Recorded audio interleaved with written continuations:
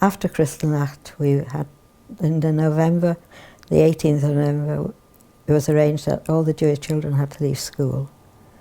So that I couldn't understand. And we were left, the two of us at home, we used to play together. And then it came to St. Nicholas Day, the 6th of December, I think it was, or whenever.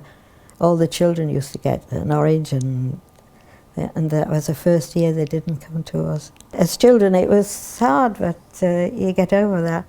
And then my mother tried her best to get us out of Germany and got in touch with the refugee committee in England. They managed to find 2 families in Leeds, which was very, very good because the 2 lived next to each other. And in fact, they were in a grocer's shop in Leeds when it was the lady from the refugee committee asked anybody to take 2 little sisters. And Mrs. Kraskin, who I went with, said, well, I'll take one. And her neighbour said, well, we'll have the other girl.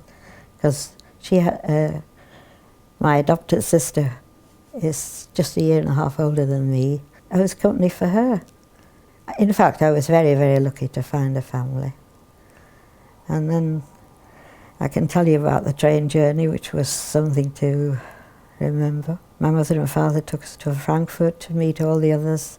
And then my aunt and uncle another aunt and uncle from Frankfurt were still in Germany, but they had visas to go to America. We all met at the station, and they put us in charge of 2 16-year-old girls who weren't very nice, really, but they did look after us. We'd never seen the sea, we'd never seen a boat. So it was a bit, the whole journey was, from Frankfurt onwards, we got to the border and the Nazis came on, the SS came on, have we got anything? And my sister and I was sat like this. I can remember she was shaking. I was just, I don't know what I was. And then we got into Holland, and the train stopped at the first station, and all people came with food for us.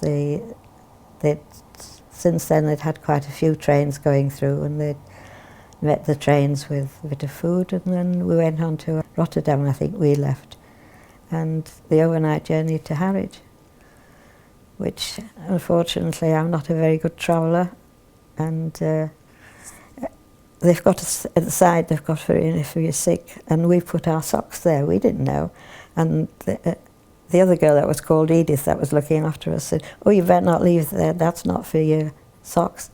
And out of all the girls on the boat, I was the only one sick. It was they couldn't understand it because it was such a soft, easy crossing that night, but I managed to be sick.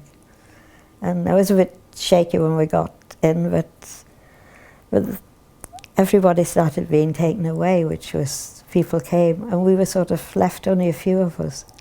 And then 2 ladies came and said, we're taking you, come on, we're taking you to Leeds. And they came with us on the train, and Mrs. Kraskin and Mrs. Goldberg met us at Leeds station and took us to their house. The first week or so, my sister stayed with me. She wouldn't go.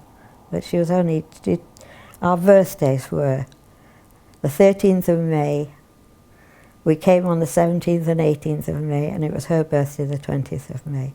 So it was an emotional week. And then we were, you can say, the novelty of Grangeview, because quite a few people came in to see us. They were the first evacuees from Germany they'd seen.